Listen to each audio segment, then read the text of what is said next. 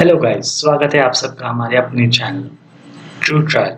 मैं हूं शिखर एंड आज मैं आपके लिए लाया हूं बहुत ही इंटरेस्टिंग टॉपिक इस Sushil Kumar guilty. Sushil Kumar, no one needs an introduction to this guy.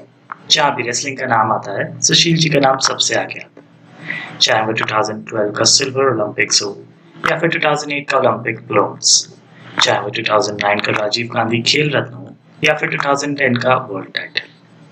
On the other hand comes Sagar Dhankar, a junior national champion who was also a big fan to Sushil Kumar. जी हाँ, ये question आजकल ज्यादातर लोगों के मन में आ रहा है कि जो हुआ क्या उसमें सुशील जी का इन्वॉल्वमेंट था या नहीं। सो इस वीडियो को अंत तक देखिए एंड हमारी पूरी कोशिश रहेगी कि till the end of the video हम आप लोग को इस टॉपिक से रिलेटेड इतनी इंफॉर्मेशन दे पाए कि आप लोग एक इन्फॉर्म्ड ओपिनियन बना पाए। सो चलिए शुरू करते हैं। सो ये कहानी वहां से शुरू होती है जब एक आदमी एक डोर पर नॉक करता है एंड 3 लोग बाहर आते हैं। वो आदमी कहता है पे योर रेंट सून एंड फिर वो वहां से चला जाता है। कुछ दिन बाद ऑन May 4, 2021 2 लोग फिर से वहां आते हैं एंड सेम डोर पर नॉक करते हैं। इस बार उनके पास हॉकी स्टिक्स होती है एंड वो उनसे कहते हैं कि नीचे चलो बिकॉज सुशील जी वहां आपका वेट कर रहे हैं। जब वो सब नीचे पहुंचते हैं तो देखते हैं सुशील जी अपनी होंडा सिटी में बैठे हैं एंड पिस्टल लिए बैठे हैं। वो उनसे कहते हैं बैठो अंदर गाड़ी में एंड वो उन्हें छत्रसाल स्टेडियम लेकर जाते हैं। वहां पहुंचकर उन्हें बास्केटबॉल कोर्ट ले जाया जाता है where the people with Sushil start beating them and while Sushil stood there to watch. वहां कुछ और भी प्लेयर्स होते हैं जिन्होंने ये वाकया रिकॉर्ड भी किया एंड उनमें से एक को इतना मारा गया कि उसकी डेथ हो गई। सो उसके बाद उसी रात Sushil Kumar is on a run. उनके ऊपर 1 लाख रुपए का इनाम दिल्ली पुलिस अनाउंस भी करती है। पहले हरिद्वार, फिर ऋषिकेश, फिर दिल्ली, फिर Bahadurgarh, then Chandigarh, then Bathinda, then Chandigarh again, then Gurgaon और फिर अंत में दिल्ली, जहां पर उन्हें एक special cell which was created by inspector Shiv Kumar and inspector Talvir and was headed by ACP Akhtar Singh उन्हें पकड़ लिया। सो ये थी वो कहानी जो अब तक हमारे सामने आई। Since Sushil Kumar statement is not recorded yet, उनकी साइड की स्टोरी क्या हो सकती है वी डोंट नो येट।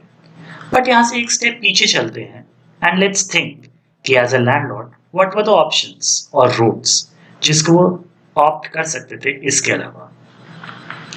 सो अब यहाँ पर किसी भी लैंडलॉर्ड को सबसे पहले तो कुछ बातों का ध्यान रखना चाहिए कि जब भी वो अपनी लैंड या प्रॉपर्टी किसी को रेंट आउट करते हैं तो आपके पास उस प्रॉपर्टी के लीगल डॉक्यूमेंट जरूर हो। सेकेंडली, जब भी आप प्रॉपर्टी रेंट आउट करें तो उसका अग्रीमेंट जरूर बनवाएं एंड उसको टाइमली रिन्यू भी करवाते रहें। The third and the most important thing is कि अपनी प्रॉपर्टी का फिजिकल इंस्पेक्शन या फिर कभी कदार अपनी प्रॉपर्टी पे विजिट जरूर करते रहना चाहिए। अब जबकि हमें पता चल चुका है कि एज अ लैंडलॉर्ड हमें किन बातों का ध्यान रखना चाहिए जिससे बाद में हमें अपनी प्रॉपर्टी रिकवर करने में हेल्प मिल सके, आइए देखते हैं कि क्या वो लीगल वेज या रीजंस हो सकते हैं जिनकी वजह से लैंडलॉर्ड अपनी प्रॉपर्टी खाली करवा सकता है।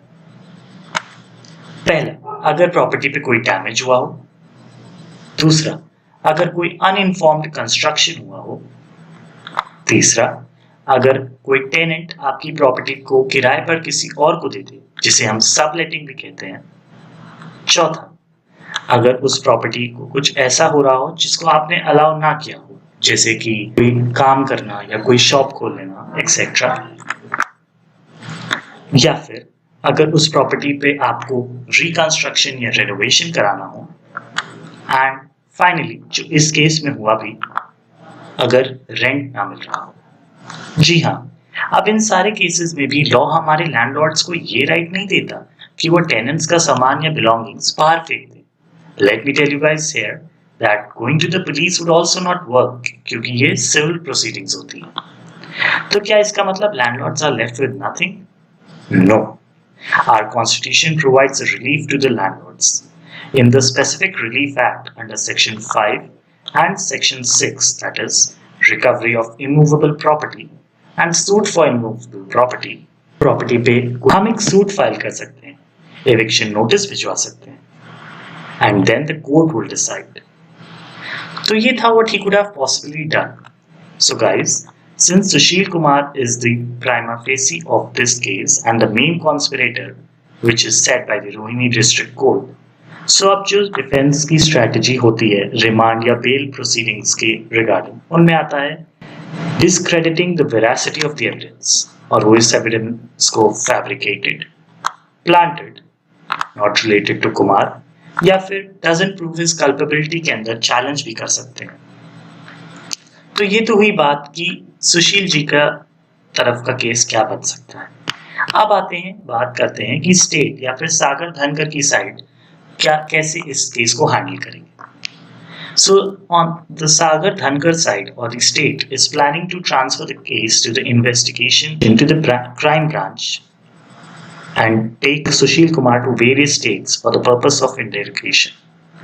अब जिन सेक्शंस को वो यूज कर सकते हैं उनमें से कुछ हो सकते हैं section 302 punishment for murder, section 308 attempt to commit culpable homicide, section 365 kidnapping और abducting with an intention to keep in confinement, section 325 voluntarily causing grievous hurt, section 323 punishment for voluntarily causing hurt, section 341 punishment for wrongful reinstatement and section 506 punishment for criminal intimidation. अब ये सवाल उठता है कि क्या अगर सुशील जी ने कुछ नहीं किया था तो वो 20 दिन तक पुलिस से क्यों भागे? क्या ये सिर्फ फ्रेंड की वजह से हुआ? क्या सुशील जी सच में इसमें इन्वॉल्व थे या नहीं? Well, let's hope justice is served very soon. For further updates, keep watching True Trial. Do comment what do you think about this situation. Hoping to have a lively discussion in the comment section. If you like the video, do subscribe the channel, share it with your friends and family, press the bell icon for more updates from True Trial. This is Shikhar Saxena signing off.